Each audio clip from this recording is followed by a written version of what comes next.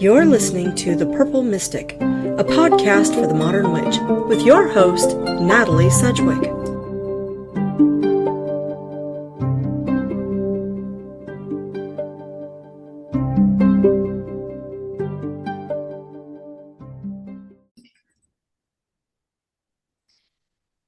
Welcome back to the Purple Mystic podcast for the modern magical practitioner. Today I am talking with Philip Carr-Gomm, and I'm trying really hard to stay calm because I'm super excited to have you on. So thank you for joining me today.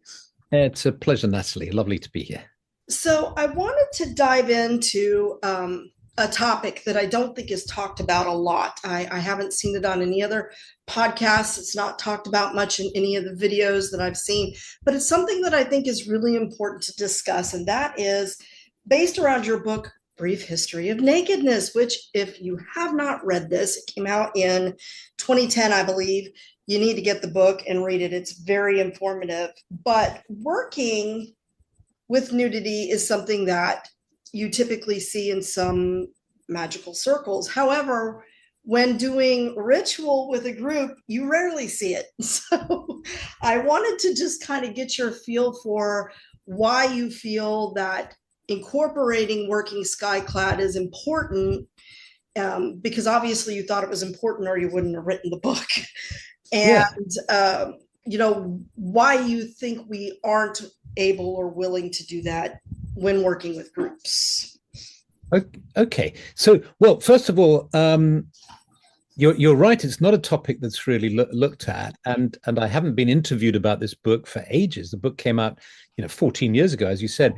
If anybody buys it, don't buy the Kindle edition, the ebook, because there are no pictures. Yeah. And the paperback and hardback editions have pictures, and there are a really fascinating range of pictures, I think, in the book.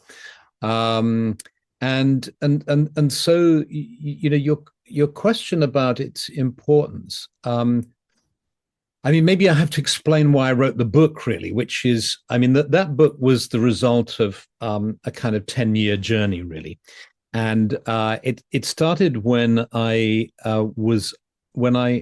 had the desire to write the biography of my spiritual teacher, my Druid teacher, Ross Nichols. But he had taught me very impersonally. He had taught me in a very old-fashioned way, which is I would turn up at his house and he would teach me, and then we would say goodbye. We'd fix a date to meet again. We didn't talk about our private lives at all. And so I hardly knew. I knew he had a sister in Devon. I just had very minimal information about him. So I asked the historian and beloved teacher of many people in the pagan world, Ronald Hutton, the professor of history at Bristol University, how do you start to explore biography? And he said, the way you start is you try to find their will and the will of their parents. So these are, you go to a place in the UK called Somerset House in London, and you get the parents' will, and then those gives you some leads, and then you become like a detective. So this was a fantastic thing. I became like a detective, and I saw in his will, I hereby leave my chalet at Spielplatz 2. And I thought, what's that? So I looked it up in what existed then was the telephone directory. And it was a naturist resort. It was a nudist colony, as they used to be called in those days, in Hertfordshire. And I went along and I happened to choose the hottest day of the year to go. And I met the owner, one of the owners, who is an elderly lady in her late 70s, probably, who was sitting, absolutely lovely, sitting naked in her beautiful little chalet in this idyllic kind of resort with trees and swimming pool and everything. And she had known my spiritual teacher, so that was fantastic. So I interviewed her, and she said, "Would you like to have some lunch?" I said, "Sure." I went out to the cafe they had by the pool, and I was the only clothed person. It was fantastically hot. And I was eating lunch, and I looked across and I saw a grandfather with his son and daughter-in-law and baby kids all having a picnic on the lawn, all naked, all in the shade of a big oak tree. and it just looked so idyllic. And I suddenly felt kind of strangely embarrassed that I was dressed. It was a kind of reversal of the usual feelings you might have. And I expressed this to my host, and she said, "Oh well, we just didn't want to embarrass you. You could do whatever you like. Take your clothes off. You'd be very welcome to." So I just got over that initial barrier, took my clothes off, and finished the meal with her with no clothes on. And then she sort of said, just enjoy this place for the rest of the afternoon. So I went swimming and wandered around and laid in the sun and so on. And I just discovered how much closer I felt to nature, to the natural world, to the breeze and the sun and the trees and so on. It was a real revelation. And I ended up renting a little chalet myself in this place and writing books there. I'd go there, and that's where I would write books and, spend some time. And so that's how I got into this. And around the same time, as I was researching his life, I came across his papers, and he talked about the Jain tradition in India and how the many similarities, or certain similarities, between Druidism and Jainism. And I didn't know anything about the tradition. And when I explored it, I discovered that there's a whole side of Jainism where the devotees are naked. So that became interesting to me as well. And I found a group of Jain nuns in London. They were of the clothed variety. And I would go and visit them and learn from them too. So that's how I got into the topic. As regards group skyclad practice, I've had some experience of Wiccan practice and some Druid practice in groups, skyclad, but it's definitely not the norm, as you say. Mm-hmm. And I think there are a couple of reasons. One is that we're all terribly self-conscious. We're aware of our bodies. We don't feel often, we don't feel good about our bodies, so we're kind of embarrassed about it. So that's one very kind of basic thing. The other reason, which is kind of obvious, which is that one of the inhibitions around nakedness is as the poet W.B. Yeats said, kind of graphically, love has pitched his mansion in the place of excrement. So in other words, the genitalia are also the places that you excrete from. So there's a sort of issue around hygiene and a perception of hygiene and all the rest of it that is inhibiting for people. And then of course there's the inherent fear of sexuality. There's the fear amongst men that they might, display their desire inappropriately and so on, and a fear amongst anybody who's been traumatized in that field of, the erotic life will be upset by it. So there's a whole bunch of totally understandable reasons why. The reason that those are the cons, as it were. The pros are, I remember being interviewed when the book came out by a journalist from the Times. And she said, it was a telephone interview, and she said, why are you writing about this? This is kind of so old-fashioned. Nobody's kind of hung up about nakedness. This isn't a big deal, I disagree. So I said to her, are you in an office? And she said, yes. So I said, well, why don't you just for fun and as an experiment, take your clothes off now while we have this conversation? And she said, well, I couldn't possibly. And I said, you see, well, it's not it is a big deal. Of course it's a big deal. It really freaks people out. It'll if it doesn't upset you, it'll upset your colleagues. Right. If it doesn't upset them, it'll surprise them. It might amuse them, but it's definitely not something that doesn't provoke a reaction. Absolutely. Yeah. Well, you mentioned something, because the book is very thorough, and you do talk about Jainism, and you talk about nudity with regards to Judaism and Christianity, which I think is surprising. I think a lot of people would be surprised to learn that was actually a practice in early Christianity, because there is such a self-consciousness around the moral issue. And the sexuality, but to be honest, you said, it was very freeing for you and you felt very close to nature. Anybody Yeah. that's done skinny dipping, as we Yeah, it's we call it fantastic. here, would understand that you feel the water more. You become Hmm. part of the water more. And I do think, like, when you feel the wind against your skin, it certainly heightens the sensuality of a religious practice, which would be one reason for doing work skyclad. Yeah. So one of the things that you said in the book that really caught my attention was when you were talking about the Tree Spirit Project. And Hmm. you said that nudity is so often utilized for titillization that it's heartening to see that it can be used with integrity, not only for political end.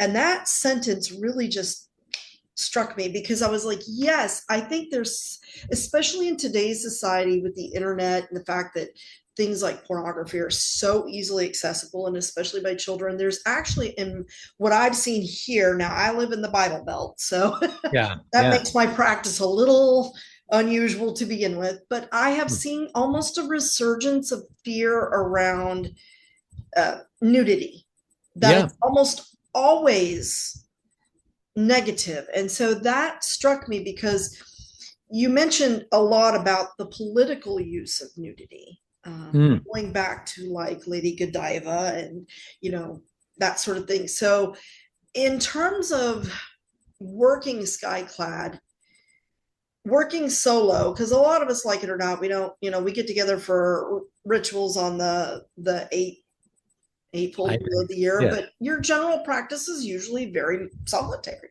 Yeah. So, what do you feel are the benefits to working skyclad when you're doing like a spellcraft, or some sort of magical working, or even a meditation? Yeah. Yeah. Um, well, I think one of the a couple of interesting things happen. I think one is that it increases your awareness. It's a double-edged sword. It's quite interesting because, of course, because it can increase your body awareness and your sensuality in a way. It can actually become a distraction. But at the same time, it can also further the aim of being more fully present, and somehow there's there's a kind of innocence. There's some beautiful wording which I can't remember off the top of my head but he was a Wiccan practitioner called Robert Cochrane, who was contemporary with my teacher, and he wrote this beautiful piece about, naked I stand before you, my goddess, sort of thing. There's nothing in the way. There's something about, it's like, when we talk about bearing your soul, if you say a friend came to me the other day and bared her soul to me, you would know immediately what that meant. You would know that you meant that she was being completely honest, she was being completely open, and that it was sort of a sacred act. If you say somebody bears their soul, there's a kind of inherent sense of that's really important and serious and sacred and beautiful and touching and innocent in a sort of and pure. So there's a kind of purity in nakedness, which, if you ask people what their experiences of naturism, when they go, say, if you ask somebody, how did it feel when you first took off your clothes in nature? You went skinny dipping, or you were just on your own in nature. People will talk about feeling like a child of God or a child of the goddess, or sort of.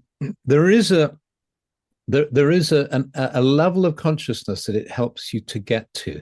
So, for instance, in the Jain tradition, they have basically kind of two wings, a bit like kind of Protestant and Catholic, basically two, and the clothed Jains and the naked ones. And the naked ones, it's only the men and it's only the monks, but they're naked.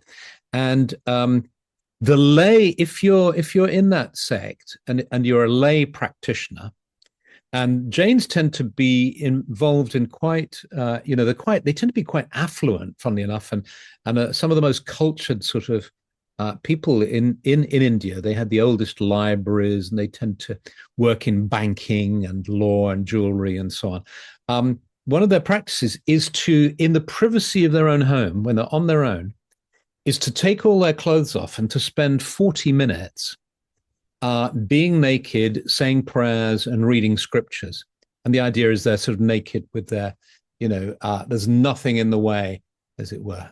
So that's an interesting example, I think, to think of that kind of person doing that.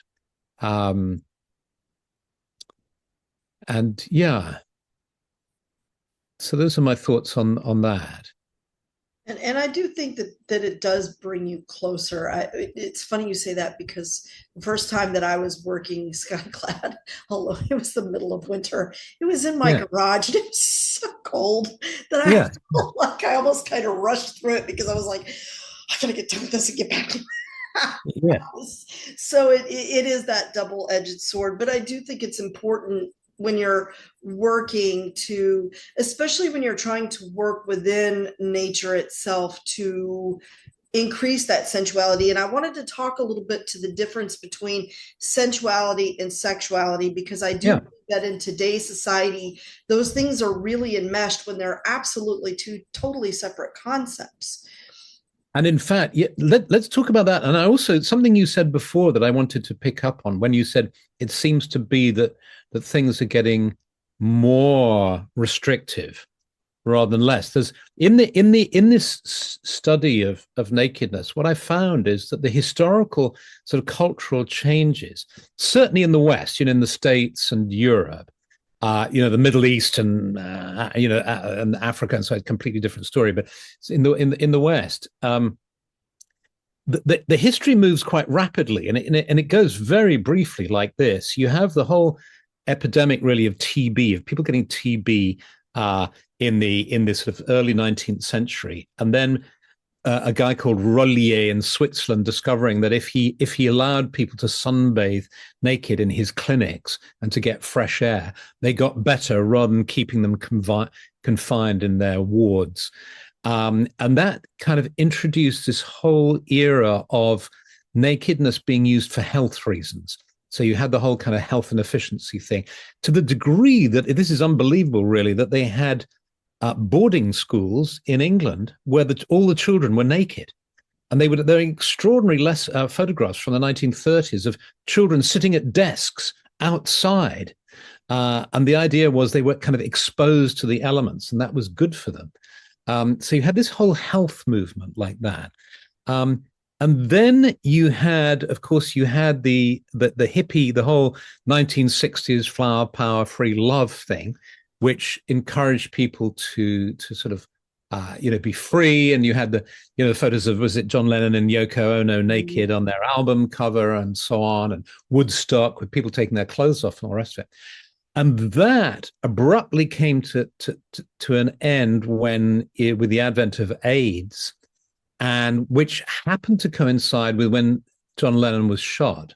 Mm-hmm. And there's really moving photograph that I think I have in my book, but it's that photograph of him curled up in a fetal position, naked, and Yoko Ono is wearing black, and she's kind of just holding him. Yes. And that photograph was taken something like 2 days before he was killed.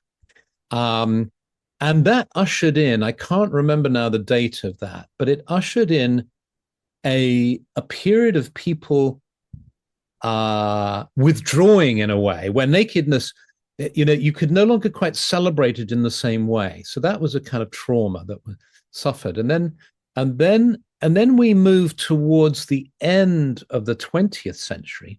And two things happened at the end of the 20th century, which flipped it again, which was two films, The Full Monty and Calendar Girls. And in The Full Monty, it's a film about a bunch of guys who are unemployed, and they kind of do a strip show in order to make money, and they get their esteem back. And it's the sort of idea that if you imagine pitching it in Hollywood, people saying that's not a good story. But in fact, it was a huge success, and it dealt with issues of depression, of what it means to be gay, of unemployment, of divorce. So much so that you had Tony Blair, who was the then prime minister, kind of doing the Full Monty kind of dance at a job center, an unemployment center. as a promotion. It had a huge success. And then Calendar Girls was about women who, were in their middle age or older who took off their clothes for charity because one of their husbands died of leukemia, and so the whole business of sort of naked calendars became a big thing, and sort of people started doing naked calendar, and it was okay, and it was somehow, in both of those cases, they introduced a concept of heroism. That these people were being heroic. They weren't being tacky or smutty or, in any way. They were being heroic and admirable. So we moved into the 21st century with that kind of very positive sort of understanding of nudity.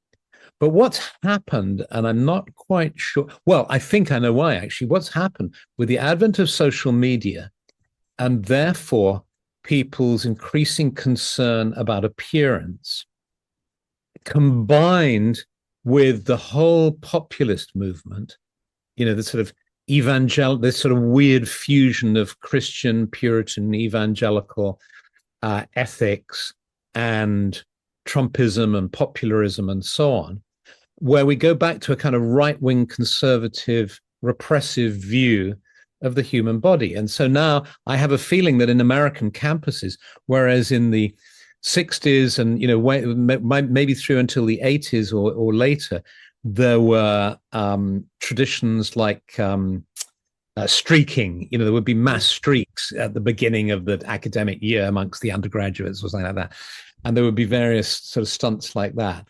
I think they've stopped now in the States. And the other evidence I've seen is various nude beaches that were designated as clothing optional. There's been this whole campaign in the States, I know, from right-wing evangelical movements to close down naturist beaches. The answer to that one, there was a fabulous riposte that an American writer gave me for that, which was there have been no known cases of molestation of children on a clothing optional beach in the United States. There have been thousands of cases of molestations of children in churches. Yes. We therefore demand that no religious establishments be allowed anywhere near a naturist beach. We don't want them anywhere near us. Absolutely.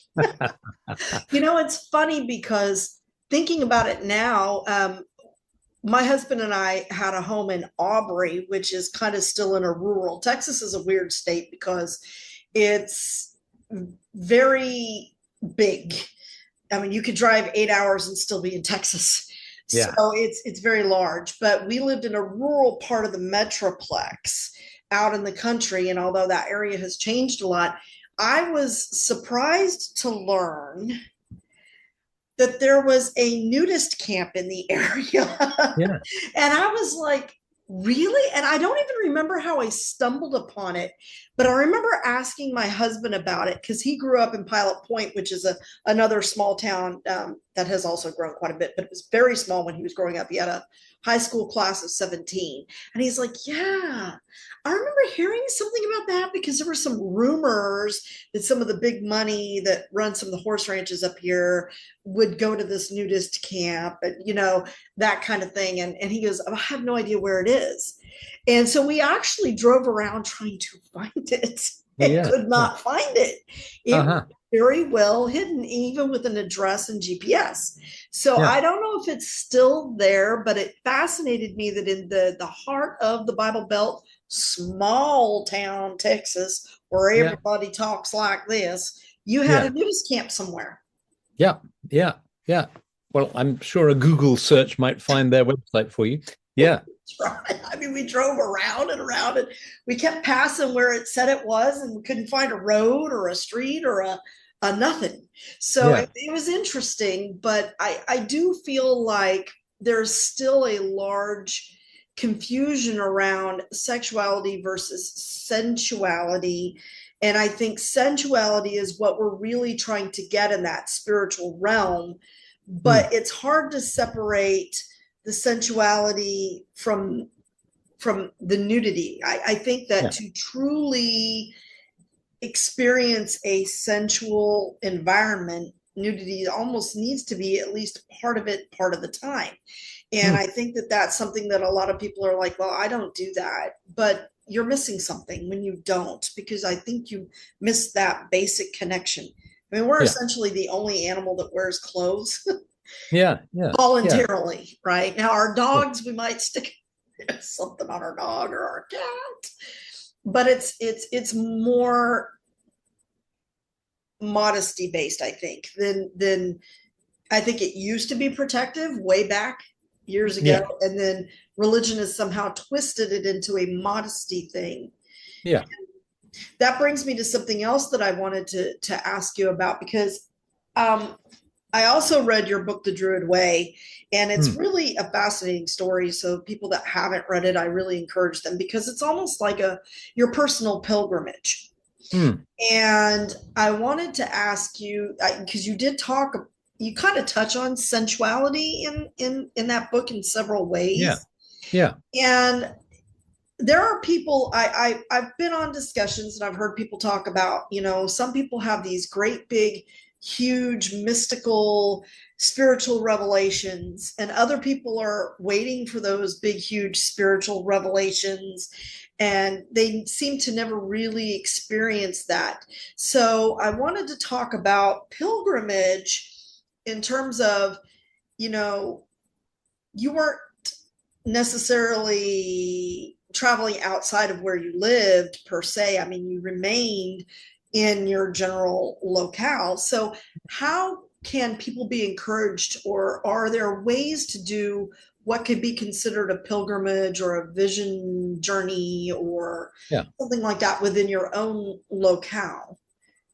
Yes, and in fact, after writing that book, because I literally set off from my front door and walked, um, I've never managed to do this, but I thought I wonder how it would be if you dropped a pin on a map anywhere and tried to do it from anywhere. I suspect one could. There was an artist who did a project where she would do that anywhere in the world, and she would locate a location, and then she would paint. She would go to this place and just paint it. I'm sure you could do the same thing with pilgrimage. I was lucky, I suppose, because where we live there's this interesting kind of sacred landscape around here. And in fact, those two, a couple of points. This book, actually, the audio version is coming out in a few weeks. Although it was published a while back, we've finally got a really nice audio version of it made, and that'll go up in a couple of weeks. And there's a way in which that book coincides with the Nakedness book, because it was on that walk where I was very hot, and I came to this ancient site called Mount Caban, which was a Iron Age hill fort, and there was nobody there. And I got to the top of it, and I was very hot. And I took my shirt off and kicked my shoes off, so I just had some pants on. And then I thought, well, I'll just take them off too, because to cool down and to feel connected to the. And then I worried. I thought, is that illegal? And then the metaphysical question, if you like, the philosophical question is like, can I only exist in this world if I'm covered up? Is it illegal for me to simply be myself, i.e., with no covering? And what an interesting thought, and how strange if I can't be myself. So that's where it sort of intersected, and so I explore that sort of topic a little bit in that book.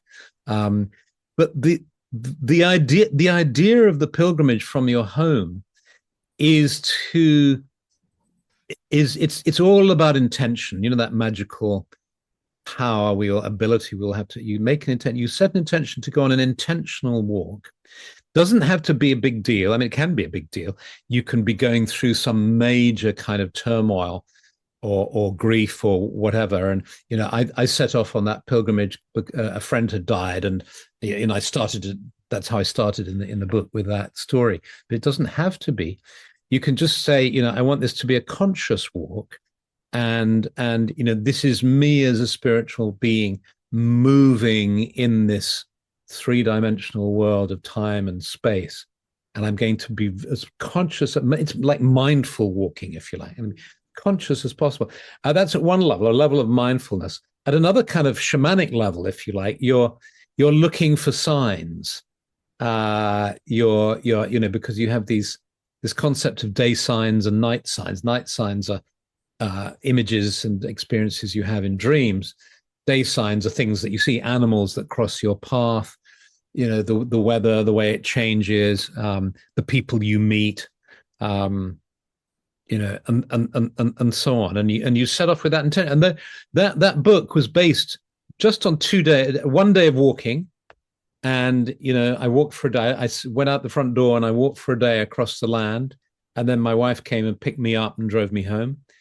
And then I started writing about that. And then after a couple of months, I did a second part of that journey. She dropped me off at the point she picked me up at, and I completed the journey by walking back home, and then wrote the second half of the book. So you can kind of make it, you can tailor it to exactly your needs completely, I think. Yeah, that brings me. You mentioned something that I wanted to double back to. That one of the primary issues that I had growing up with Christianity, I was raised Church of Christ, and I spent 20 years as a diehard Catholic. Although I never really felt fulfilled truly by either. There were issues I had with both, which is I realized just the fundamental Christian belief that everything about you that makes you human is a sin.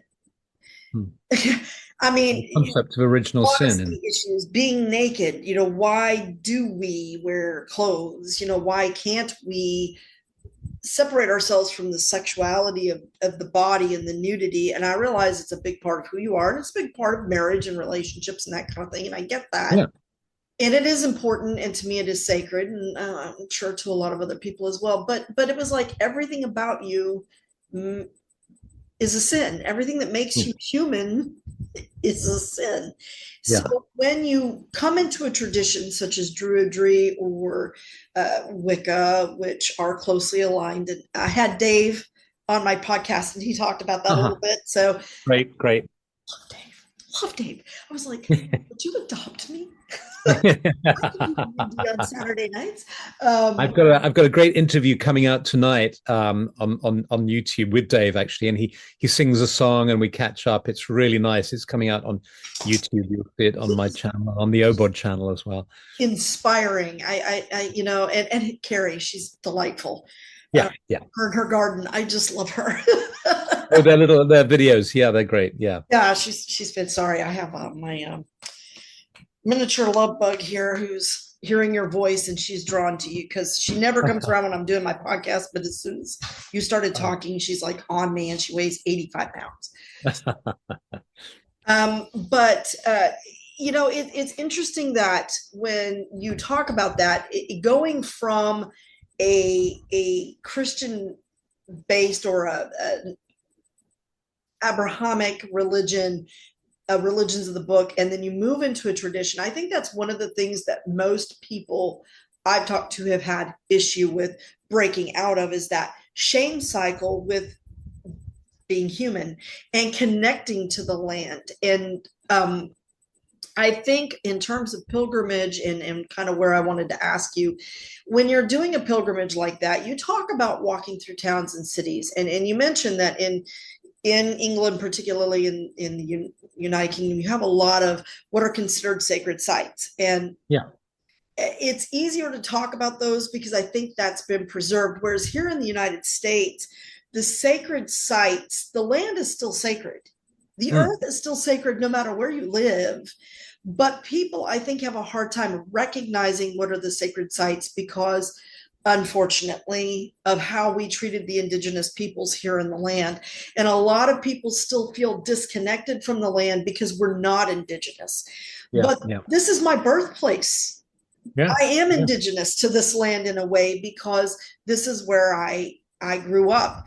So how would you recommend that people learn to connect with the land where they live, especially in the big city. I mean, I'm in the heart of Dallas Fort Worth. I'm 5 minutes from the airport. So even when I go to where it's treesy, you hear the airplanes flying over.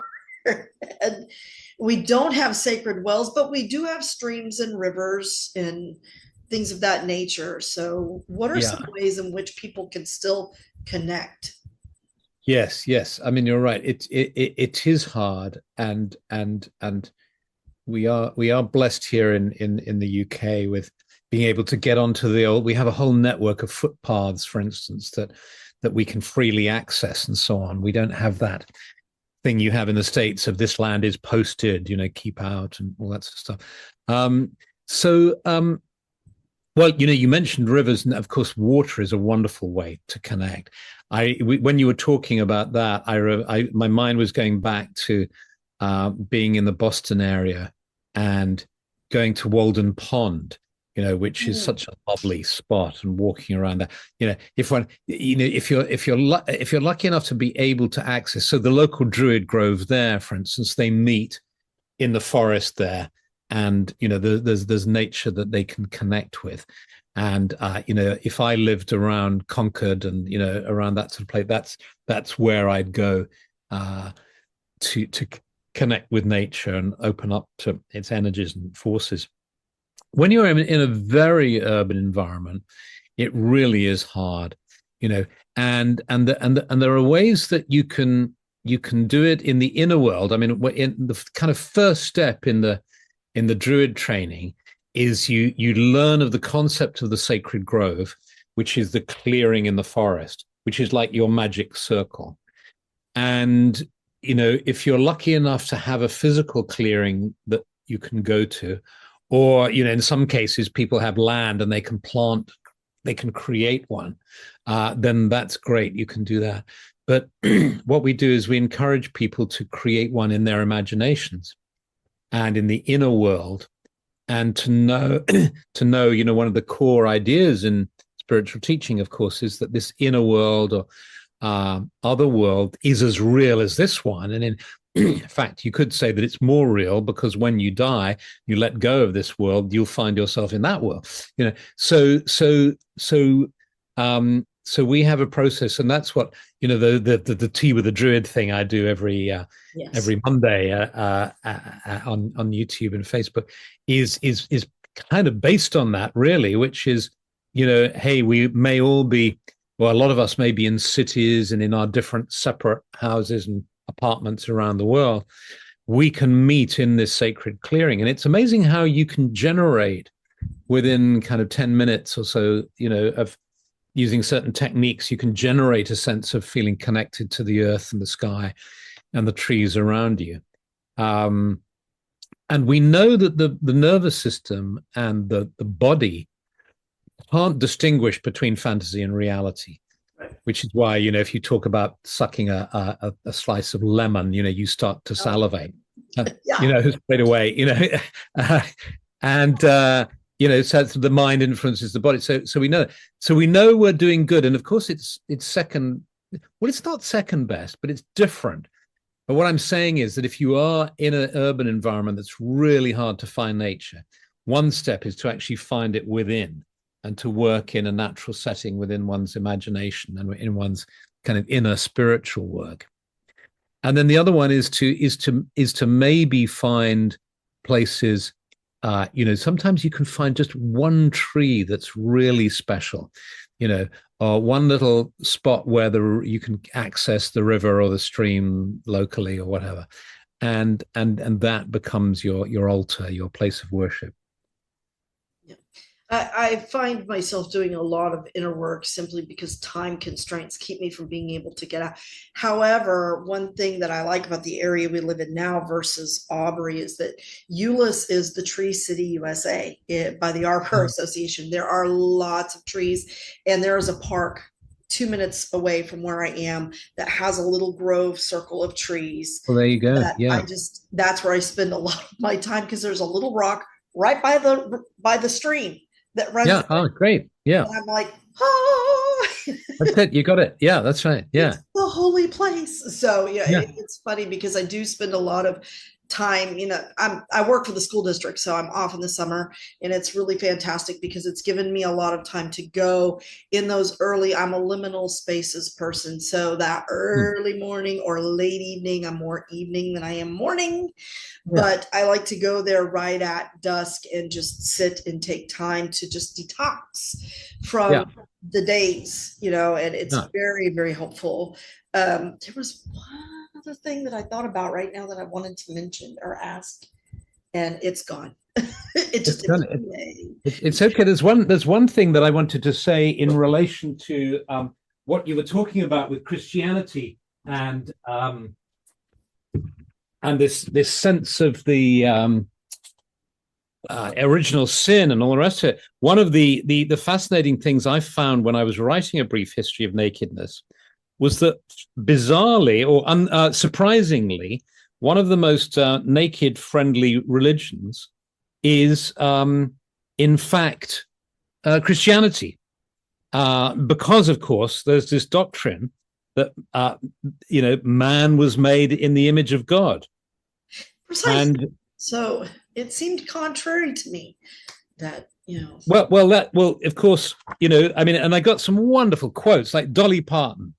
Sometimes I like to run naked in the moonlight and the wind on a little trail behind our house where the honeysuckle blooms. It's a feeling of freedom, so close to God and nature. And then there's a whole strain of naked worship in Christianity. So I found Brother James Dodge saying, "Sincere, humble nudism is a serious way to real union with God." And the best quote of all came from the Pope.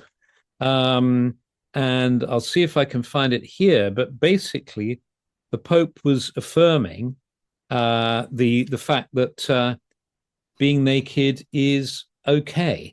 Um, and of course, I can't find the quote now. But yeah. So there you go. I mean, so despite the doctrine of original sin, there is this. Oh, I wish it's almost a always annoying when you can't parallel, find a quote, isn't it? almost a Um, parallel thought or doctrine of the sacredness of of the nudity as body, well. yeah. So what the Pope in the quote that I can't find, the Pope says something like, the naked body is not. There's nothing, is not. Um, it's the thoughts of the that you may attach to them That of are lust, so sin. on, that are problematic. It's not the body itself because the body is made in the image of God. So that's what and I agree with that wholeheartedly. Yeah, yeah, Now I'm gonna have to go hunt that quote down because that I want yeah, that yeah. just goes. It's fascinating to me. It just is interesting, but I really feel like we don't appreciate what we have and we don't connect as we should because we associate some level of shame with the nakedness of the human body. Yeah. And I feel really bad about that because I think that keeps people from practicing skyclad when even alone. It's almost like they have a personal shame of and that could be related to body image, but But it's so central, isn't it? If you think about what that means, if I'm ashamed of just me, because when you're naked, it's just you. There's nothing else. There is, it's just me. And if I'm ashamed of that in some way, that's pretty fundamental. That's going to influence a lot of how I think and feel about the world and about myself very and about, limiting. It's yeah. very self-limiting. Yeah. So conversely, if one can work at it and somehow free oneself, um, a burden is lifted. I mean, my experience. I mean, I was in my 50s when I went to this naturist resort when I was writing the book about my teacher, and I asked if I could take my clothes off because it was so hot and because I felt embarrassed and slightly ashamed that I was covering myself up and uh, I experienced a liberation. I thought, my God, why has it taken 50 years of my life to discover this very simple realization that's so beautiful, actually? Absolutely. And I think it's as we get older and we're kind of trying to refine ourselves, redefine ourselves. It's, Erickson's Yeah. all theory of, well, I know Erickson. Other listeners may not know who in the Yeah. world we're talking about. Look him up. Uh, Yeah. his whole theory of coming back to that crisis self and trying to kind of redefine who you are. Uh, Hmm. as much as we try to say, nope, not doing that. Oh, yes, yes, we do. I Yeah. think he hit it pretty close. Yeah. And Yeah. I'm the one that's firmly going, I don't think it's a crisis, but it is a redefinition. And I think, it's as we get older, we learn to let go of some of that Yeah. stuff that Yeah. we carry with us from childhood, because it really depends a lot on how you're raised. I mean, I've met people who were raised where they went to nudist camps and things like Yeah. that, and they do not carry that kind of That shame or kind of shame. association, Yeah. and they're much happier for your people than Yeah. all the other people that I know. So I thought it was an important topic because it's just not talked about. And your book was so well researched and so fascinating and gave such a thorough history that I wanted to have you on to talk about it. So Well, thank you. Thank you. Yeah, I'm really, it was a pleasure to read it, to write it, and research it, because and I start off, the very beginning of the book. I say, you know, are we interested in our nakedness because we're a species that is kind of just preoccupied with ourselves, or is there something deeper here? Because people would say, well, how can you create a whole book about this? I mean, what can you say about it? Well, actually, as you discovered in the book, there's a lot to say about it. I mean, it goes to the heart of what we think about our identity, our relationships, our religious attitude. 200 and 70 pages later. But I do encourage everyone to get A Brief History of Nakedness by Philip Carr-Gomm. Excellent book. Everything you've written I found really fascinating in its own right. So fill your libraries, people. Read. Pick up actual books too. Actual books you can hold. I think that's important.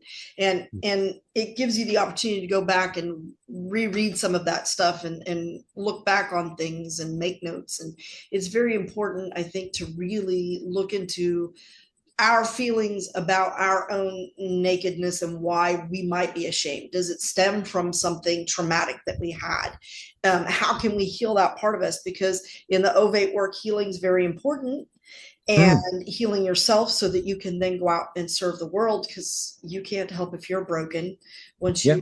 and the Druid grade's all about service to the community and others and yourself. So finding that reasoning as to what that's linked to, and healing that so that you can experience life as a whole human, I think is very, very important. So again, thank you very much for coming on. I know you have another meeting, and I Yeah. want to have a chance to chit chat with you for a second afterwards. So thank you very much for coming on. I'd love to have you on again some other time to talk about some of the other things that Well, you've written pleasure. about. So I Pleasure. It's been appreciate your time. great talking with you, Natalie. Thank you. Thank you. Thank you. Appreciate it.